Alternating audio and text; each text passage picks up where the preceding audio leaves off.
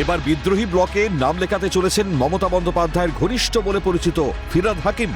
মমতা বন্দ্যোপাধ্যায়ের দীর্ঘদিনের সঙ্গী ও প্রাক্তন মেয়র ফিরহাদ হাকিমকে সোমবার দুপুরে বিরোধী দলনেতা ঋতব্রত বন্দ্যোপাধ্যায়ের ঘরে দেখা যাওয়ায় রাজ্য রাজনীতিতে শোরগোল পড়ে গিয়েছে। তার সঙ্গে ছিলেন তৃণমূলের অন্দরে বিদ্রোহী শিবিরের বিধায়ক সন্দীপন সাহাও। এই বৈঠক ঘিরে রাজনৈতিক মহলে শুরু হয়েছে তীব্র জল্পনা। তবে বৈঠকের সত্যতা প্রকাশ সেরেছেন বিরোধী দলনেতা ঋতব্রত বন্দ্যোপাধ্যায়। তার বক্তব্য, ফিরহাদের সঙ্গে বৈঠক হয়েছে, এমনকি তৃণমূল বিধায়ক শামীম আহমেদও এসেছিলেন বলেও জানান ঋতব্রত। ববিদা অনেকক্ষণ ছিলেন, তো আমরা চাই যে ববিদা যখনই বিধানসভায় আসবেন আমাদের সাথে ববিদার এরকম যেন ইন্টারাকশন হতে পারে। তো স্বাভাবিকভাবে আমি এর বেশি কিছু আজকে বলছি না। হ্যাঁ, আমি এটাও, ববিদা তো এসেছিলেন, এটা শামীম আহমেদও এসেছিল। আজকে কোনো সিগনেচার হয়নি, কারণ মাননীয় স্পিকার, মানে এখন তার আলাদা করে সিগনেচার হবে না, আলাদা করে চিঠি দিতে হবে। তো সেটা মাননীয় স্পিকার যখন আসবেন, আরও যারা চিঠি দিতে চান যারা সেটা আমরা আলোচনা করে। আর আমি চিঠি এখন ওরমভাবে, যেহেতু আমি কালেকটিভের কথা সবসময় বলি, আমরা সবাই কালকে, আমাদের অনেকে হয়তো আসবে, তো অনেক লিডারশিপ কালকে থাকবে, আমরা বসে আলোচনা করব। হ্যাঁ, কিন্তু ববিদা এসেছিলেন, অনেকক্ষণ কথা হয়েছে, শামীমও এসেছিল, ওর কিছু কথা ছিল, সেগুলো বলেছে। মমতা যখন দিল্লিতে ইন্ডি জোটের বৈঠকে, সেই মুহূর্তে তার দল তাসের ঘরের মতো ভাঙছে। মমতা অভিষেকের রক্তচক্ষুকে উপেক্ষা করে নিজেদের স্বাধীন হিসেবে দেখা শুরু করেছেন তৃণমূল সাংসদ থেকে বিধায়কেরা। ইতিমধ্যেই বঙ্গ বিধানসভার পরিষদীয় দলের ব্যাটন ঋতব্রতর হাতে। অন্যদিকে লোকসভাতেও কাকলি ঘোষ দস্তিদারকে মুখ করে আলাদা ব্লক তৈরি করেছেন বিদ্রোহী সাংসদেরা।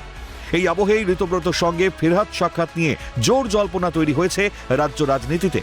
প্রশ্ন উঠছে, এবার কি একের পর এক মমতা ঘনিষ্ঠ নেতাও বিদ্রোহী শিবিরে যোগ দেবেন? আর এই ঘটনা যদি ঘটে, তাহলে তো মমতার রাজনৈতিক অস্তিত্ব নিয়েই প্রশ্ন উঠতে শুরু করবে। তবে ফিরহাদ ঋতব্রত সাক্ষাৎ নিয়ে কৌশলী বক্তব্য মমতাপন্থী তৃণমূল বিধায়ক কুণাল ঘোষের। দেখুন, কে কার সঙ্গে কথা বলবেন এই বিষয়ে তো কোনো মন্তব্য করতে পারি না।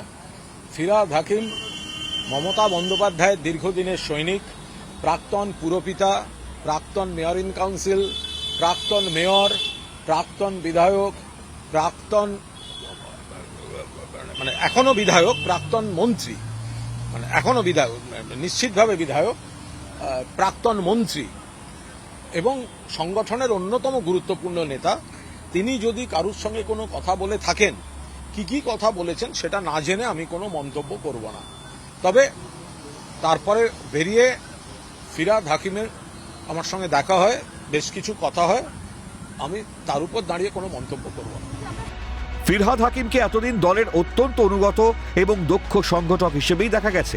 তৃণমূল সুপ্রিমোর আহ্বানে তিনি বারবার কালীঘাটের বাসভবনে বৈঠকে গিয়েছেন। তবে সাম্প্রতিক পরিস্থিতিতে তার এই গতিবিধি কি দলের অভ্যন্তরীণ কোনো বড় পরিবর্তনের আভাস দিচ্ছে? অভিষেকের রাজরোষে কি তাকেও পড়তে হয়েছে? তাই সবাই বুঝেই হিসেব নেওয়া শুরু করেছেন ফিরহাদও। তবে এই বিষয়ে বেশ ইঙ্গিতপূর্ণ মন্তব্য রাজ্যের মন্ত্রী তাপস রায়। এখন বিধানসভায় আসতে যেতে, ঢুকতে বেরোতে, কলিগদের সঙ্গে দেখা হলে মুখ ঘুরিয়ে তো নেওয়া যায় না। এবং যাদের সঙ্গে দীর্ঘ দিনের একটা সম্পর্ক ছিল বা তারা বিধানসভার সদস্য, তো আমি একটা শাসক দলের একটা সিনিয়র মেম্বার হিসাবে তারা ডাকলে, কথা বললে কি আমি সরে যাব? আমাকে তো দেখলেন আপনারা সবাই, যে সকলে আমার সঙ্গে ডেকে কথা বললেন। সব মিলিয়ে দলের অন্দরে ক্রমেই কোণঠাসা হচ্ছেন মমতা। আর এখানেই নিন্দুকেরা তৃণমূল জমানায় মমতার ক্ষমতার আস্ফালনের প্রসঙ্গ মনে করিয়ে দিচ্ছেন। তবে কি নিজের কৃতকর্মের ফল ভুগতে হচ্ছে তৃণমূল সুপ্রিমোকে? যদিও সেই পথটাও ভবিষ্যতে থাকে কিনা সেটাই এখন লাখ টাকার প্রশ্ন। ক্যামেরায় জ্যাকি সিং এর সঙ্গে সুদীপ্ত পালের রিপোর্ট, ক্যালকাটা নিউজ।